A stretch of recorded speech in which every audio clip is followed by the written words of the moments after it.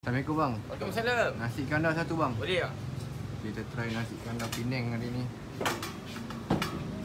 Dekat Kapitan Maju Oh nasi kuning bang Nasi kandar sini memang kita pakai ni berai dia Pusa King. Okey. Basmati Pusa King memang Basmati. padu. Kuah campur satu. Boleh. Okey, tengok sikit. Baik. Kuah dia mau pekat-pekat. Pekat sikit Lagi tengok Kuah ni. masalah. Kuah masalah. Lagi kuah kurma. Jarang-jarang saya makan nasi kandar Penang ni Kuah bang. lagi ni pekatnya. Bekat. Ni su ni. Kuah Kongo. Kuah Kongo Pedai lah. Ui, banjir. Ini sedap. Ini dah nampak sedap. Kena ada Apa ni, tu? bawang goreng. Oh, bawang goreng tabung dulu. Okey. Lepas Lagi tu lauk apa? lauk. Apa Kita special ada bang? bang lamb shank masala. Boleh bang lamb betul. shank bang. Ui, besarnya lamb shank dia. Lepas tu kita ada ni bang kambing goreng bawang. Ui, jarang-jarang ada Kambing goreng bawang hanya dekat sini je bang, Kapitan Maju.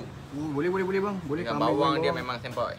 ini nampak lain Kedai ni je ada Lepas tu Lagi apa lagi ada bang? Ni ada bang telur sotong. Boleh telur sotong sikit.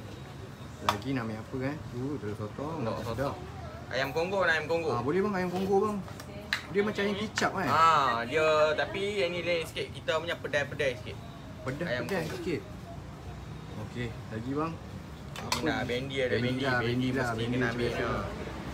Kedai ni dah lama sebenarnya bang Dah lama bang, daripada tahun 19 lagi. 19. Tahun Dulu 19. Sebelah kat Beratok tu. Kita tepi masjid tu, kat lorong tu. Dah Kan pindah kita sini pindah lah. main sini. Telur. Telur bawang bang. Boleh telur ni. Telur ni boleh. Telur bawang, telur dada.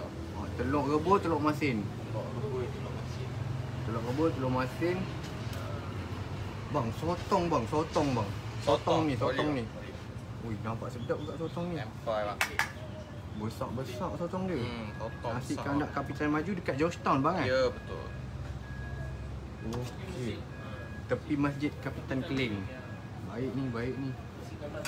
Lagi bang. Nasi kandar terawalin bang Sampai bang. Makan ni jadi sini bang. Badan abang takut Ni tengok makanan lama ni patut jadi.